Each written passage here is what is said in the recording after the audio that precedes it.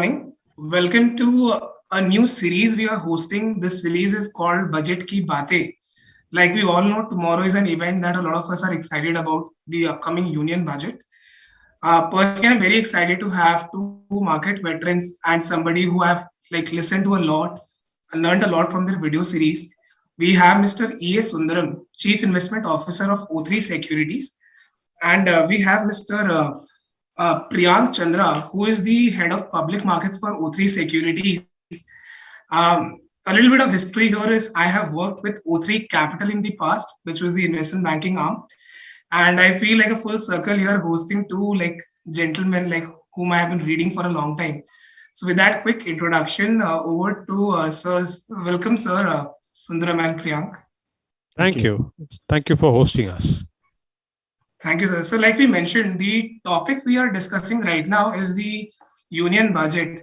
Now, ideally, this would have been a topic of deeper discussion in the last few days. But I think another event has been the cynosure of all eyes and discussion in the last few days. But now it's happening tomorrow. So what are your, how do you see this coming budget? How is the government placed? How are the finances? Can this be a big bang budget? Any views from you, sir? See, a budget is one of the important policy document announcements by the government. It is not the only one. It is one of the various policy document announcements. It's an important one, but it is ceased to be the sole important one. Many years ago, if you remember, before the days of 24/7 television or all these social media channels, etc., the budget used to be the most important economic event. It is no longer the case. But having said that, it is important, and we are interested in seeing what it has to offer tomorrow. About our own expectations, I think the budget will continue the path that the government has set, which is the focus on physical infrastructure and especially the railways and the road infrastructure, and focus on increasing the manufacturing footprint in the country, which Priyank will talk more about in the subsequent part of the interview, and then the focus on job creation, doing all this without putting too much strain on the fiscal resources. I think that is what we are expecting, but let's see. Got it. Anand, generally on the macro front, some of the macro variables have stacked up favorably in the last 6 months. The crude basket has a very significant impact on our fiscal balances. So the crude has softened from the peaks around from 130 to back to under 70.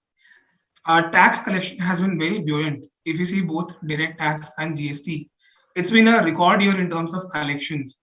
So do you think a combination of these two set the path for a budget that would set the path for a higher public capex, or would it be something wherein the budget would focus more on reining in the fiscal deficit? Any thoughts on that, sir? No, it is our expectation that this budget will continue the path of investing more on infrastructure in the country and trying to increase the manufacturing footprint of the country. I think that has been made very clear in the last 2 years. Yes, the crude oil softening is a welcome relief, but it's still nowhere close to what it was 3 years ago. Yeah. Let's also not forget that we have been through the effects of a pandemic, which worldwide everybody suffered, including India. So I think the fiscal deficit targets were relaxed because of that, and I think that will continue for some more time. It's highly unlikely that we will go back to the 3.5% fiscal deficit target this year. It's not going to happen. But we do expect that significant investment will happen in improving railway infrastructure further, road infrastructure further, because these are two sectors that have seen very good traction in the last couple of years, and these also contribute to significant job creation. So we think that this trust will continue. Apart from that, in the last year we have seen several PLI schemes in several sectors. We expect, and in fact we we want it to continue and extend it to other sectors. That's something that we are keen to see. So do you, yeah. Yeah, so I'll just get Priyank in. So as Sir said that a lot of focus would be on infrastructure. So Priyank, do you, apart from infrastructure, do you see any other sector which will be in focus, like in defense or fertilizers or anything on the export side, which you believe?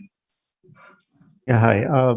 So as you already mentioned that the focus has all been on manufacturing and infra only. So as far as the exports is concerned, I believe that exports is a subset of manufacturing and infra here. So if more and more manufacturing is going to happen in the country and the infrastructure would be created to boost that manufacturing, so I think India will be doing more and more exports in the future. If you see the examples of like the telephone, the equipment, the mobile sets manufacturing only, Apple has been started manufacturing their latest iPhones in the country. Now, with the way the things have been moving, the ecosystem, the support of the government in getting the, like you can see the things roll on. So they have also considering now to manufacture the MacBooks here. So this clearly shows that India is also becoming an exporter for high technology items. This is what we feel, and it is not something that it is happening just because that there is a requirement. It has been a well laid out plan in which the manufacturing boost has been done through a lot of spending on infra and the manufacturing hubs, and there we see that India is definitely going to emerge as an export hub. And in case of another part that you mentioned about the defense, I think in case of defense, we have seen the last year that there has been a lot of high-tech equipments in the defense space, whether it is torpedoes or missiles.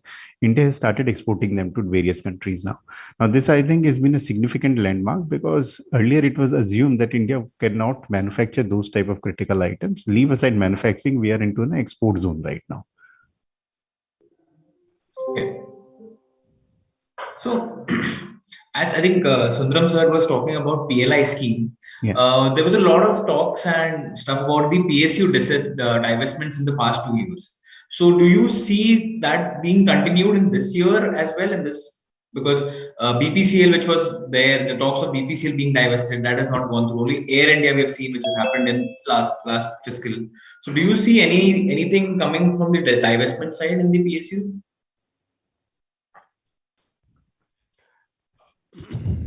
Yeah, see, anyone can take it. Yeah. The PSU divestment, it will happen, but the uncertain part of it is the timing of the whole thing.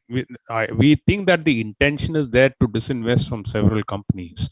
Of course, we expect Container Corporation to be the next one, but the time frame is certainly not in anybody's control. And we have seen this repeatedly in the past. So many targets have been set for PSU disinvestment.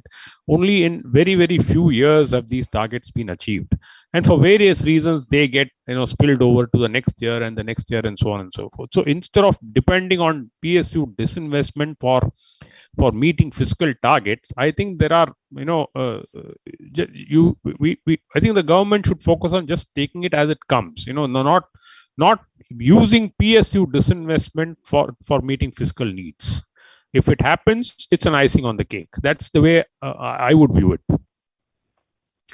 And Gaurav, I would like to have further things. I mentioned you about the PLI scheme. So, see, ultimately, to get these things going, the economy on the track, we need a lot of job creation.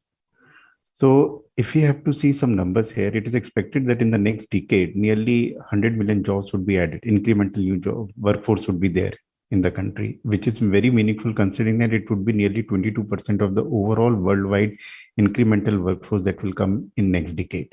To get these things like rolling and giving them a meaningful job, we need some sectors to get a push. So these sectors can get a push maybe from PLI or some reforms which can come in the sectors like construction, real estate, tourism, hospitality, healthcare, and especially if some PLI schemes can come for the SME and the MSME sectors in particular. So in case of PLI, I don't think that only the budget is one of the, like you can say, events in which there can be some rollout. If you see in the last 30 months, there has been a continuous rollout of the PLI schemes at various points. So 14 sectors are already there. The budget allocation is INR 2 trillion. It is expected that because of these PLI schemes, we'll be adding nearly 40 trillion of gross value in the economy. So we believe that PLI schemes should be the lookout, and we wish that they can continue and can add more sectors. Government can add more sectors to the PLI schemes. It is, I would like to add to that. job creation is certainly going to be one priority of this government. As Priyank pointed out, over the next decade, it is estimated that India will have 100 million more people who will enter the working age. So it's a significant number, and these young people need gainful employment. So it is logical to expect that the government will focus on sectors and encourage those sectors either way of fiscal incentives or supporting them through things like PLI schemes that will support the job growth. The SME and MSME sectors are the ones that generate maximum employment. Number two, in large industries, it is real estate, construction, travel, tourism, hospitality. These are the sectors that generate a lot of employment. And apart from traditional industries like textiles, where India has been strong for many years.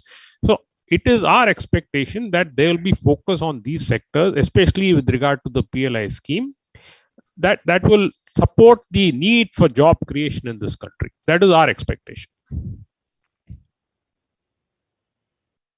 Got it, sir. So within PLI, there is a lot of question on have the benefits and incentives started percolating to the companies who are shortlisted. So from here, like you would look at things also at the ground level. So if you could throw some light, which are the two, three sectors which are eligible for PLI, wherein you see benefits percolating in the next 2, 3 years, and not just from employment point of view, even from I would say gross capital formation.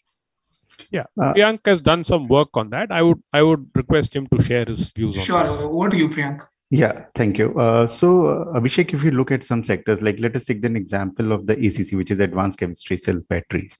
So the gross, you can say the allocation for this was around number, like it was around 45,000 crores, but the interest which has been received is up to more than 1.5 trillion rupees.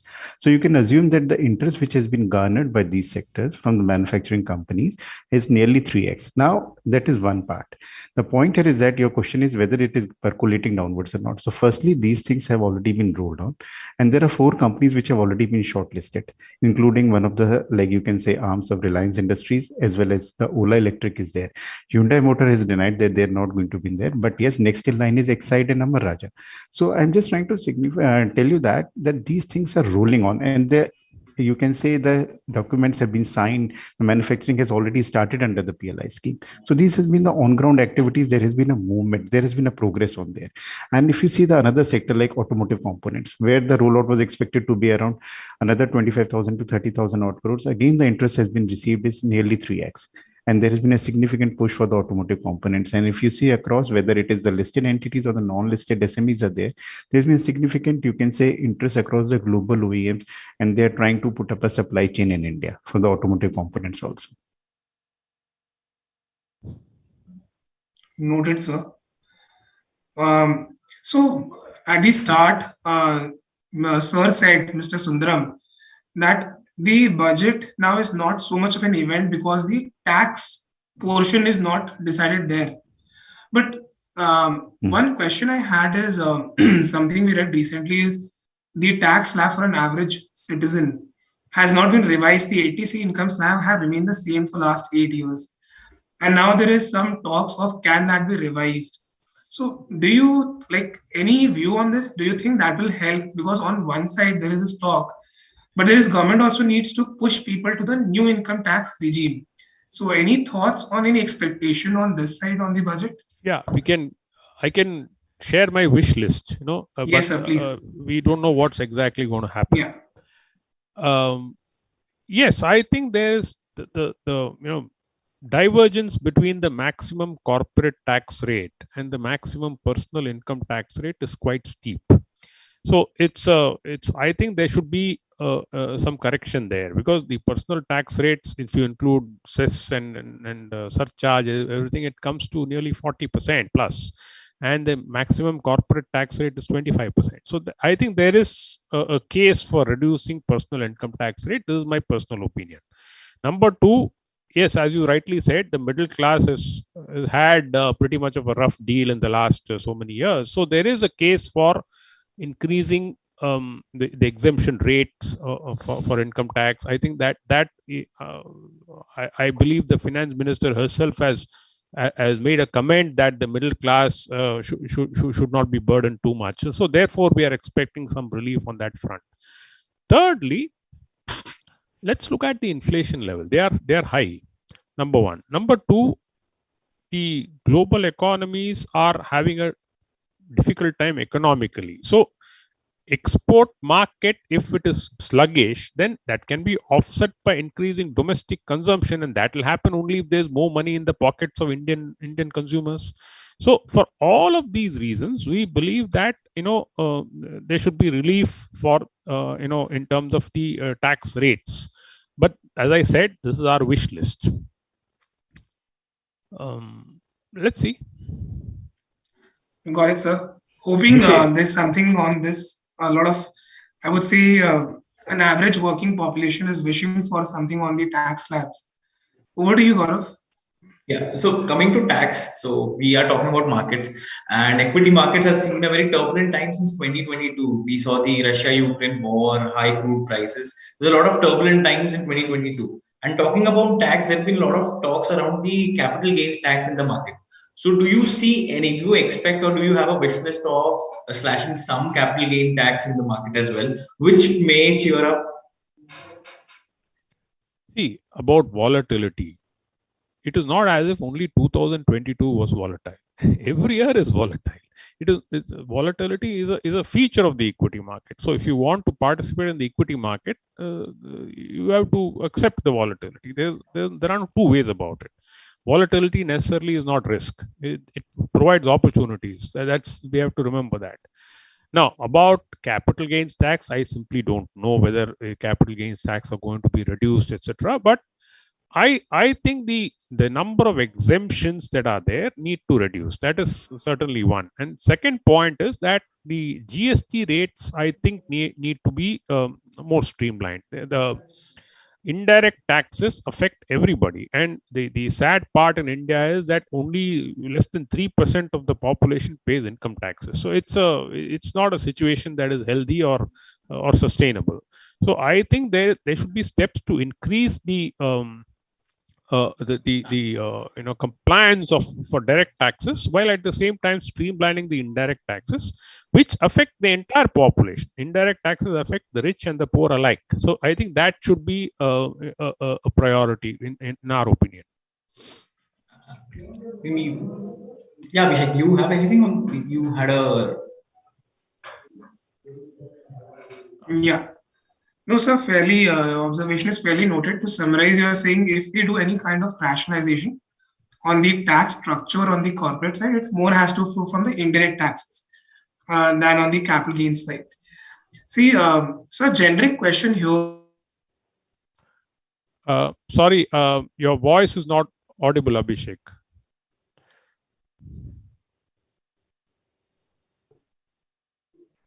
No, we cannot hear you.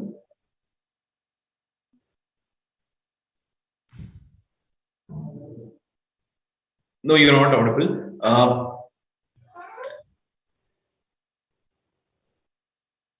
Okay, I'll take it ahead. So, sir, we have spoken about the areas and sectors that the government should be focusing on. Job creation is one of the main focus that you have mentioned about new workforce coming in the next 10 years or so. Sir, a hypothetical question here. If you were the finance minister, right, like, so I know this is something very out of the park, but if you were the finance minister, what would have been your only two key areas that you would have focused here, if you had to? Oh, it's okay. I'll play along. It's it's a fantasy, but I'll play along. Okay. Obviously, I think the two areas should be focus on job creation and focus on improving physical infrastructure in the country. I think the resources of the people should be spent on these two because they directly benefit everybody. So I think that's going to be the focus. That should be the focus of any government, I think.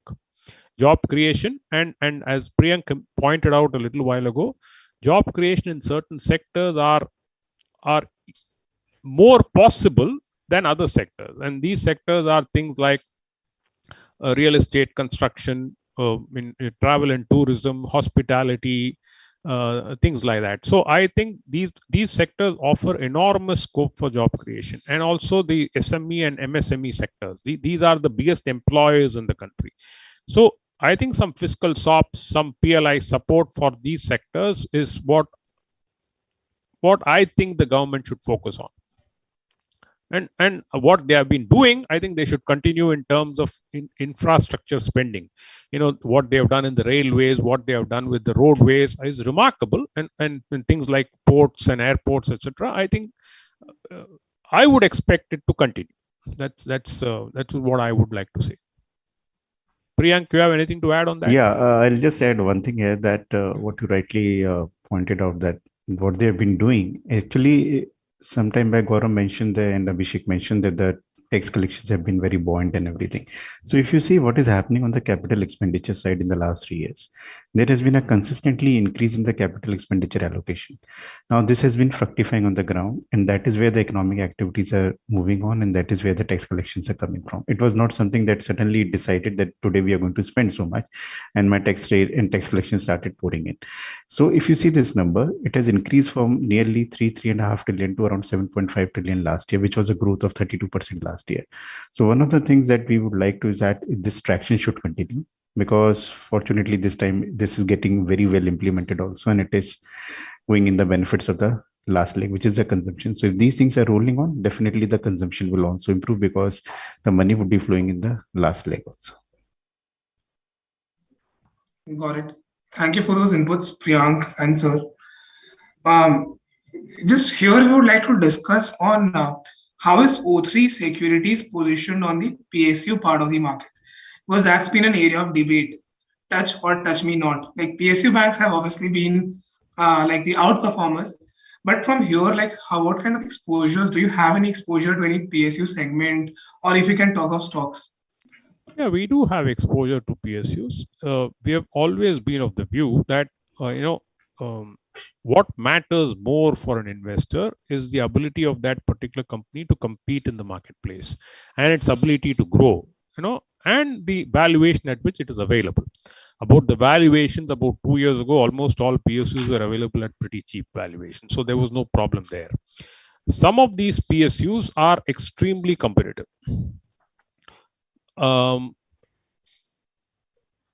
For example, there are some gas distribution companies, there are some defense manufacturing companies, there are things like some of the oil and gas companies which were extremely competitive, and the portfolio that ICICI is O3 and ICICI is collaborating with, the thematic opportunities portfolio which Priyank is managing, has a decent sprinkling of these companies. So what matters is not whether it is a private sector or a PSU. What matters is that company competitive, is that company capable of growing, and is it available at a reasonable price. And this is what an investor should focus on, and this is what the thematic opportunities portfolio has focused on.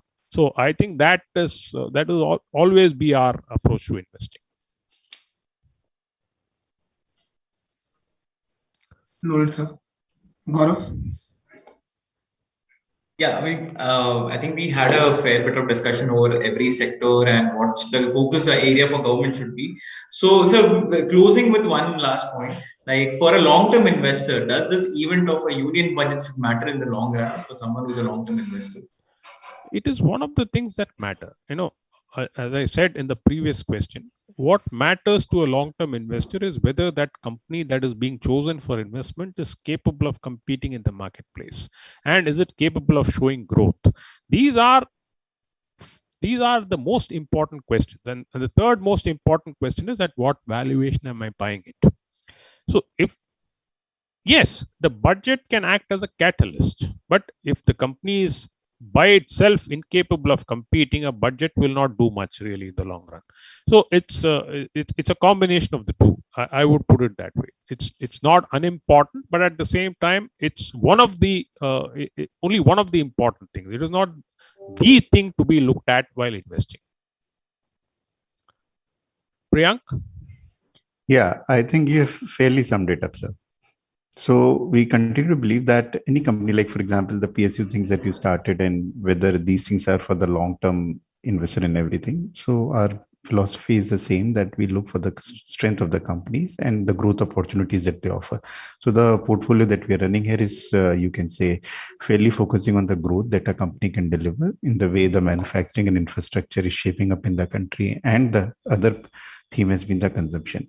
So we are, like you can say, trying to play the growth, but with the strength of the companies. On the PSU front, which Abhishek just mentioned, so we have an exposure in companies like Bharat Electronics and SBI Cards, and those are the companies that we are playing with on those fronts. Got it. So any themes, any 2023, any view, or like any themes that you particularly think we should look at? Anything that you want to mention? Priyank, would like to take that? You would like to discuss I the like to take themes in that. your portfolio? So, Abhishek, I think the more focus that we like to keep is the broader set would be the same as the manufacturing and infra. There are significant subsets available here. So, for example, that focus would be where government can increase the PLI schemes. Even in fact, if you take it for textiles, we would focus that we will wish that there can be some PLI scheme for the garment retailing space, or maybe the PLI scheme for some SME space, which can boost up the sectors like maybe tourism or hospitality, health services, and everything. So, which will ultimately boost the consumption and keep the clock moving, or keep the wheel moving here. So that is what we are looking for. If you ask me any particular subsector, though we'll not be able to pinpoint on that front, but yes, the themes would like say continuing on the capital expenditure on the manufacturing and infra with you can say some more incentives coming through the PLI. I think that will take care of a lot of things. Okay. Yeah. So I think we had. Yeah, Gaurav. Over to you. Yeah. So Priyank, those are helpful inputs. We have noted that. I hope you have taken notes. With this, we come to an end of the discussion. We had kept it a short 30-minute crisp talk on the budget. We would like to thank both the gentlemen, Mr. Sundaram and Mr. Priyank, for taking out time. And have a good day. Thank you. Thank you, ICICI. Thank you for the opportunity, ICICI.